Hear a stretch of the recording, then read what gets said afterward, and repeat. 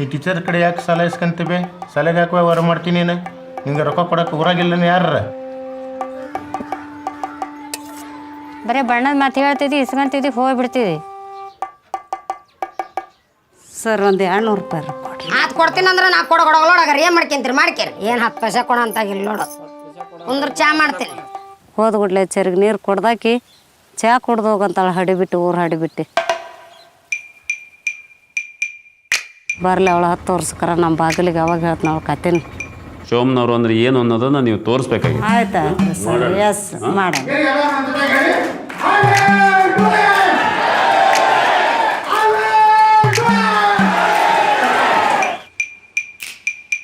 $40,000 1 ತಿಂಗಳು 2 ತಿಂಗಳು ದುಡಿಸಿಬಿಟ್ರೆ 80,000 ಆಗುತ್ತೆ.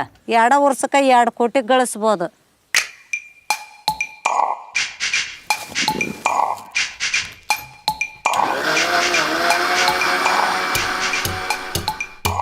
ನನ್ನ ಗಂಡ ಮಕ್ಕೊಂಡು ಮ್ಯಾಕೆ ಹೇಳ್ತಿದ್ದಿಲ್ಲ, ಹೆಣ ಆಗ್ಬಿಟ್ಟಿದ್ದ, ಮುಂದಕ್ಕೆ ಹೋಗೋಕೆ ಬರ್ತಿದ್ದಿಲ್ಲ. ಇದನ್ನು ಕುಡಿದ ನಂತರನ ಆರಾಮಾಗ್ಯಾರಿ. ಸೇಕ್ ಕುಡಿಯಕತ್ತಿಂದೆ ಮಂಜಕ್ಕ ಹಿಂಗಿದ್ದಾರೆ ಹೀಗಾಗ್ಯಾರ ನೋಡ.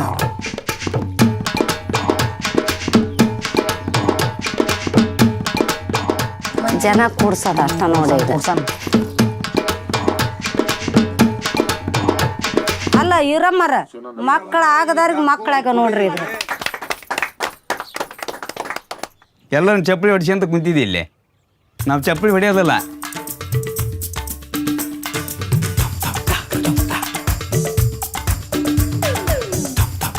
ನಾ ಅವನಿಗೆ ಮದುವೆ ಆಗ್ತೇನೆ, ಇಲ್ಲಾಂದ್ರೆ ಓಡೋಗ್ತೀನಿ ಅಷ್ಟೆ.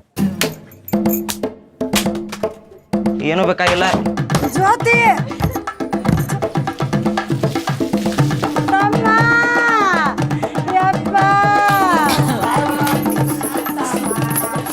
ಏನು ಕೊಡ್ತೀನಿ ಏನೋ ಮತ್ತೆ.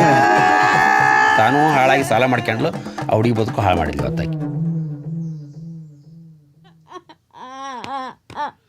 ಅಳ್ಬೇಡ ನೀ ಹೇಳೋದು ಕೇಳ.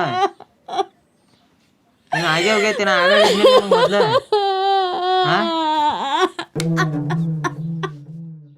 ಸತ್ತಾಗ 4 ಜನ ಕಲಿತಾರ ನಮ್ಗೆ ಹೊರಕ್ಕೆ. ನಿನಗಿಬ್ಬರನ್ನ ಕಲ್ಸೋದಾಗಲ್ಲ ಜನ.